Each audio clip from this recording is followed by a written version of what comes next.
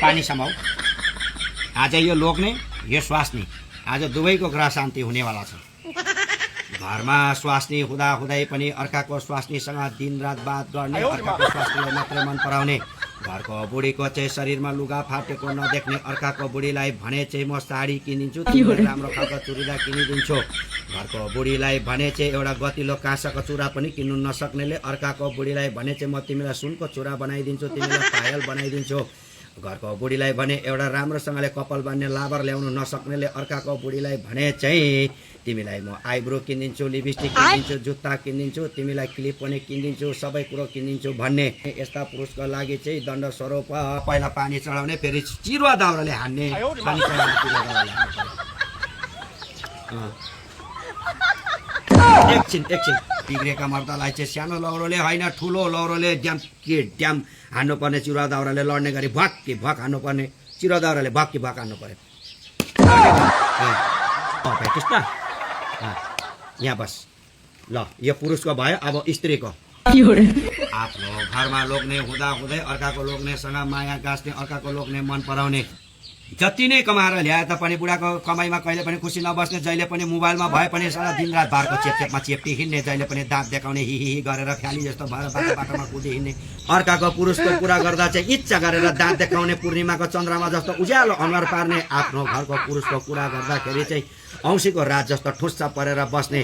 बुढाले जति नै कमाएर ल्याए पनि किचकिच गर्ने, कहिले पनि भलो नगर्ने, बुढाको अनुमतिमा नबस्ने, जहाँ पाए त्यही फुत्तै निक्लेर हिँड्ने, जे पाए त्यही खाने, जसको पाए त्यस्तै कुरा सुन्ने, अनि अर्काको कुरा सुनेर ल्याएर घरमा झगडा गर्ने, बुढालाई आँखा लगाउने, त्यसै बित्थामा त्यो किचकिच गर्ने, सासू ससुरासँग मिलेर नबस्ने, नानीहरूलाई पनि राम्रो ध्यान नदिने। त्यस्ता औरतको लागि चाहिँ सिस्नो पानी उचित बताइएको छ। सिस्नो पानीले हान्नु पर्यो, सिस्नो पानीले झ्याम कि झ्याम मजाले। एकछिन फेरि के बताएछ? हरिओम नारायण। सिस्नो पानीले हान्दाखेरि झ्याम कि झ्याम हान्नुपर्ने, बिस्तारो हाने भने तेर्दैन। सिस्नो पानी तताएर पानीले मजाले झ्याम कि झ्याम डोरीले बाँधेर चौपत्तीमा गाउँको बिचमा चौतारामा बाँधेर ड्याम कि ड्याम सिस्नो पानी हान्नुपर्ने बताइएको छ। ओम ग्रह शान्तनम। यो पानी चढाएर सिस्नुले हान्नुपर्ने रहेछ। सिस्नुले हान्नु पर्यो। अब सोच्नु बर्को खेतमा बाँधेको छ, पानीमा चोगेर हान हान झ्याम झ्याम हान। यस्तोलाई सिस्नुले हान्नुपर्छ मजाले, छाम छामिरको। भेटिस्? लु त्यो सिस्नु राखेर फेरि पानी समाऊ। जस्तै भए पनि आफ्नै बुढीको कुरा गर्ने, आफ्नै बुढीलाई इज्जत गर्ने, आफ्नो बुढीको समाजमा पनि मान सम्मान गर्ने, बुढीकै छत्र छायामा बुढीकै मायामा बस्ने, आफ्नै घरलाई नै स्वर्ग बनाउने, अर्काको घरपट्टि ध्यान नदिने, अर्काको स्वास्नी जस्तै राम्रै भए पनि अर्काको स्वास्नी मालासिना भए पनि आफ्नै घरको बुढीलाई नै राम्री देख्ने। त्यस्तो पुरुषको लागि चाहिँ पुष्प द्रव्य भनेर बताइएको छ। लु त्यस्तो पुरुषलाई पुष्प चढाइदेऊ। जसले आफ्नो घरको श्रीमतीलाई माया गर्छ, नानीहरूलाई पनि राम्रोसँगले पढाउने, त्यस्तो पुरुषको लागि चाहिँ प्रणाम गरिदेऊ। प्रणाम गर राम्रोसँग। ल फेरि पानी समाऊ। अब फेरि स्त्रीपट्टि जाउँ, स्वास्नीपट्टि।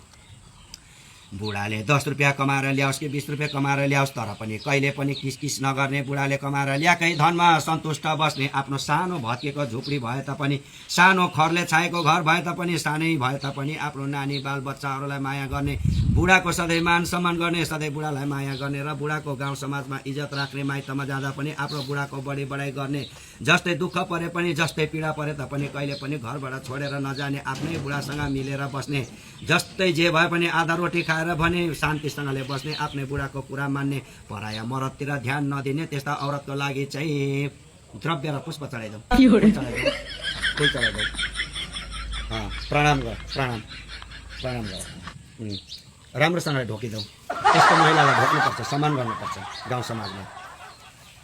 ल अब यता पुरुषपट्टि।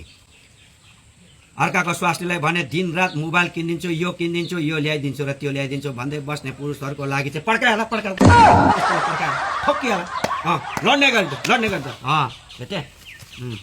आजको ग्रह शान्त, ग्रह शान्त, सभा शान्त, नारायण बिग्रेको औरतलाई ड्याम कि ड्याम फेरि एकखेप पड्काइदियो। मन सन्तोक बताएको छैन शास्त्रले। ल अब चाहिँ ग्रह शान्ति हुन्छ। यसरी मिलेर बस्नुपर्छ। लोग्ने स्वास्नी भएपछि चिन्ता नगर्नु। हरिओम शान्त नारायण। लोग्नेले 10 रुपियाँ कमाएर ल्याए पनि खुसी बस्नु, 20 रुपियाँ कमाएर ल्याए पनि खुसी बस्नु। लोग्ने थाकेर आएको बेलामा कहिले पनि किसकिस नगर्नु, मलाई यो भएन र त्यो भएन कहिले नभन्नु। म तिमीसँग आएर मैले के पाएँ भन्ने शब्दहरू कहिले पनि नगर्नु। मर्दले कमाएको पैसामा खुसी बस्नु र तिमी पनि कहिले पनि बिग्रेर नहिँड्नु र तिम्रो लोग्नेले पनि तिमीलाई सधैँ माया गरोस्, सधैँभरि फलोस् फुलोस्, उन्नति होस् र आधा पेट खाएर भए पनि फर्क छानामा भए पनि गोबर माटोले लिपेको भए तापनि तिमीहरू सधैँ खुसी बस्नु। हरिओम नारायण शान्त। ल त आजको ग्रह शान्तिहरू सबै समाप्त भए, अब सबै राम्रो हुन्छ। हुन्छ बाजे, लुगा बाजे भेटी पैसा, एक जोडा लुगा तपाईँलाई, धन्यवाद। ल अब यस्तै गऱ्यो, मास्लो घरमा पनि यस्तै लोग्ने स्वास्नी मिल्दैन भन्थ्यो, त्यहाँ पनि गएर ग्रह शान्ति गर्न छ। ल म लाग्यो है त, यो सबै कुराहरू थन्क भङ्क पार्न है। ल